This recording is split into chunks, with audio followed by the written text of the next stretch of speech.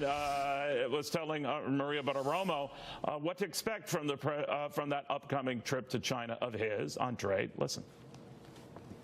I'm cautiously optimistic about the meetings. I don't really want to predict what's going to happen and what's not going to happen. We're going to go over there. We're going to have very frank discussions.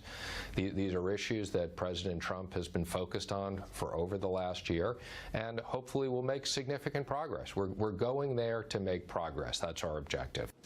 You know, this is like an Avengers economic team going over there. I mean, not only Mnuchin, but we have Larry Kudlow, virtually his entire team going along, the trade representative going along in a full court press to let the Chinese know what we want, to hear from the Chinese what they want.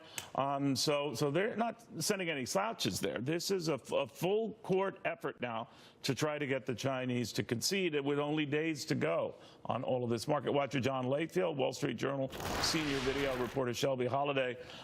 That's the A-team you're sending, Shelby, including the Treasury Secretary, who tells Maria he's cautiously optimistic. Are you? I think cautiously optimistic is the appropriate word. I thought another word that was really important, he said, is the goal is to make progress. So I don't think anyone expects them to come away with a final deal or anything set in stone. The Chinese have also been laying out some markers ahead of this meeting, and they have said that they are not willing to negotiate on two important things. They're willing to talk about decreasing the deficit, but that will not have anything to do with concessions to the Made in China 2025 program. That's very important to China. And they've been willing to deal with some of the what we call forced tech transfer that the Trump administration says the China steals U.S. tech.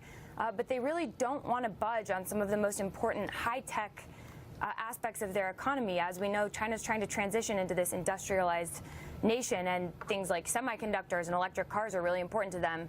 They don't really want to budge, and they have the leverage. You know, we talk about that leverage, or we talk about it before, John, about whether they cut back, that is the Chinese who own a little bit more than $1 trillion worth of our debt, slow down purchases of that debt or reverse it. What do you think?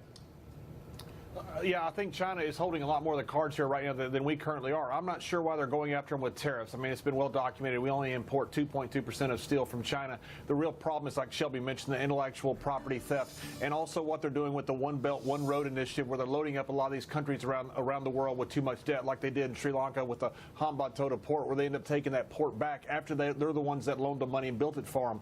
That's much more of an issue in China right now. The big issue for global trade, what people are watching, is what's going on in the EU. Tomorrow, they have to decide, the administration has to decide whether to extend these exemptions for the EU. The EU has already lobbied the World Trade Organization on April 16th, and the Bush administration got the largest sanction in WTO history, $2 billion back in 2002, for almost the exact same thing. So this is a bigger deal to me, what's going on with the EU tomorrow as far as global trade. You know, I don't want to just throw sudden developments, and